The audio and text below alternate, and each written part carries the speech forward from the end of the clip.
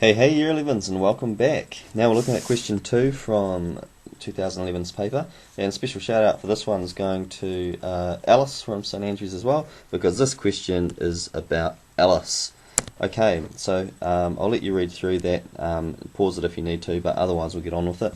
But basically this first question is asking us to count up all of these and put them into our frequency table. And that's just a matter of counting. So we just have 6 A's, and we have 7 K's, 6 N's, and 6 R's. And bingo, you've got some credit already.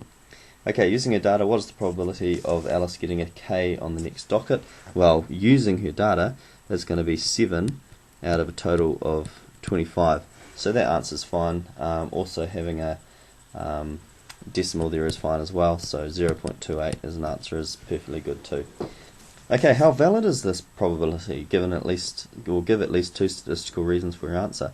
Well, to do this we need to think about a few things. All of these seem relatively the same apart from K, which is 7, so it's possibly not very reliable because we might expect those to be all the same and they're not. But really, if we think more about the context of what's written up here, she's just collecting them from ones that have been discarded, so that tells us something interesting. So how valid is this probability? Not really valid, we'll say. And let's get into that a bit more. So one of the reasons why it's not really valid is that she is sampling from dockets that have been discarded from or discarded by other customers.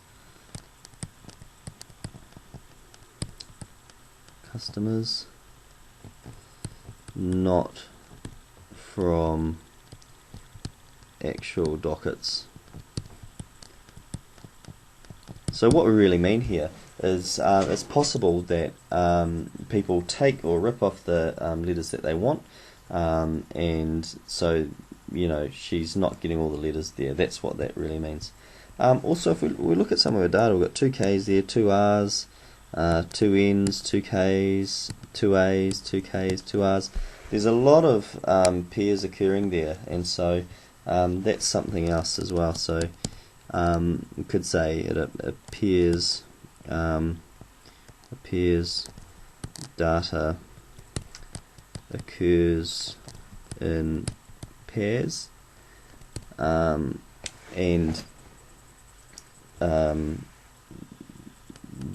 what we'll say is data can occur in pairs.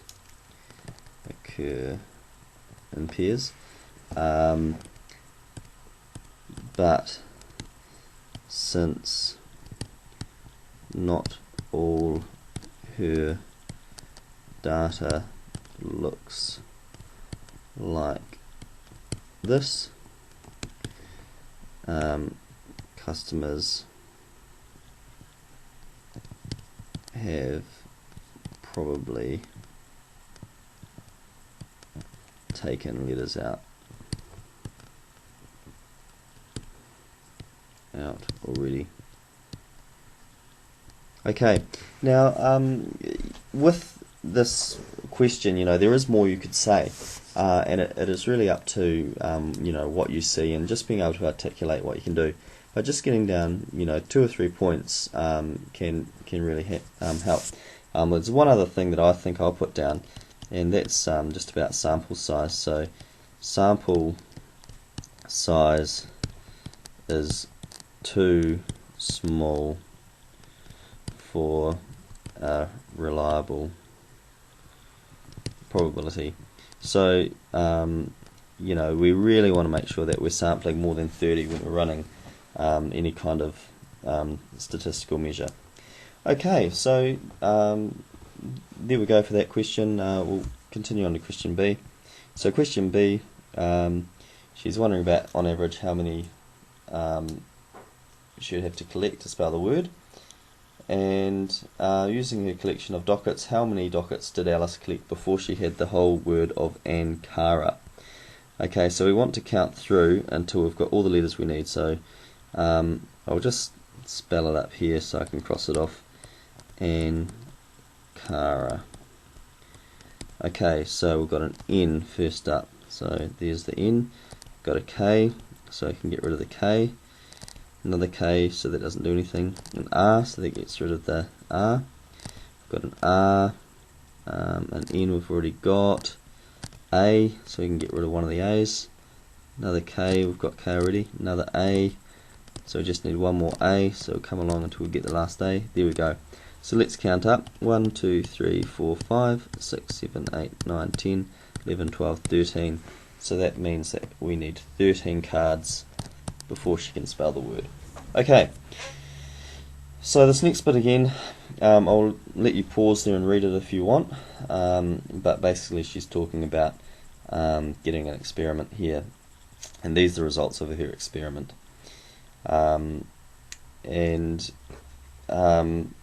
These are the numbers for each. So this first one here, 9 times it took before she could spell. This one it took 7, this one it took 8, and so on, with the longest here, which took 22. Using Alice's data, give Alice an answer to a question. How many dockets would she have to collect on average? Give at least 2 averages. Well, look, we've got the mean average, where we just add them all up and divide them by the total. That gives you 10.4, I think. I'll just check on that. Yep. You've also got the median. So the median for this one, the middle amount is 9. And you've also got the mode, which is 8.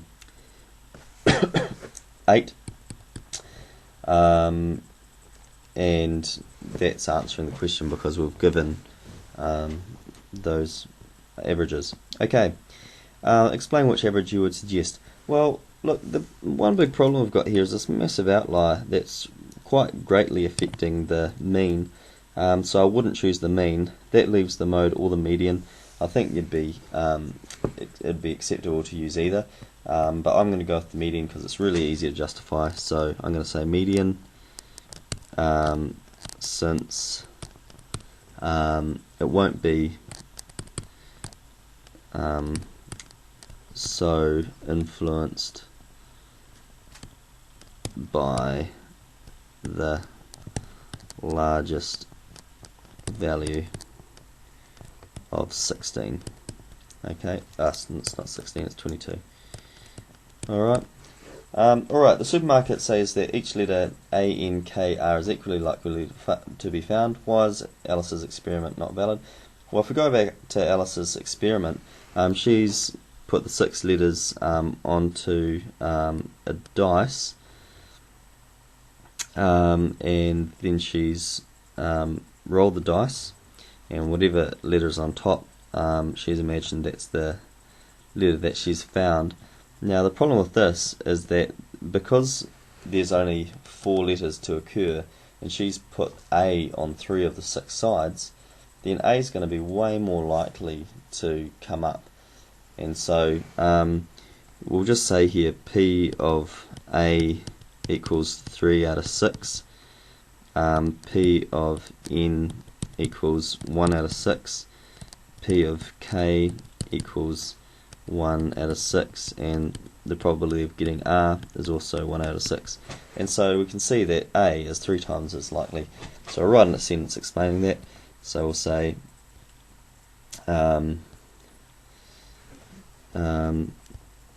we'll just read the question again. Equally likely to be found. So Alice's experiment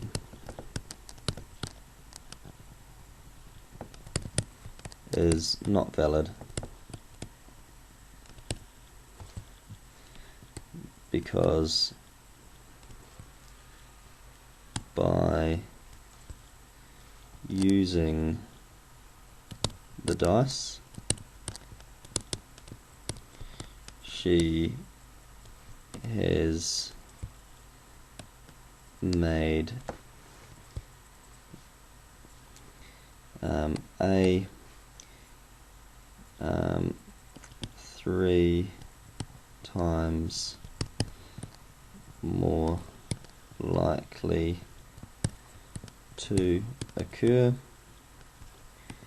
than any other letter. And also this contradicts what the supermarket said. So this contradicts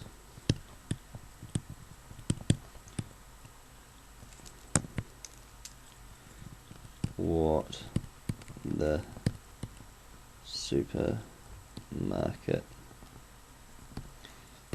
says about there being equal numbers of each letter. Okay, and yeah, for that one it's really that simple, not very complicated. Okay, so let's just go over a quick summary of this second question. So back up to the top here. So for that first bit there, completing the table, that's really achieved there, so multistructural. And with the next question, that's also an achieved level question. Question 3, it's possible to achieve that from achieved level or merit or excellence level. And with question B, if you process that correctly, that's merit level, so relational. With the next part, working out the averages, that's relational or merit level. And the next statement is justifying what one you're going to use, that's relational as well. And then finally talking about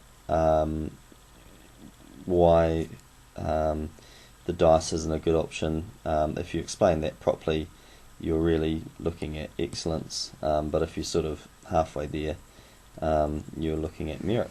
Okay, alright, and that's question 2 for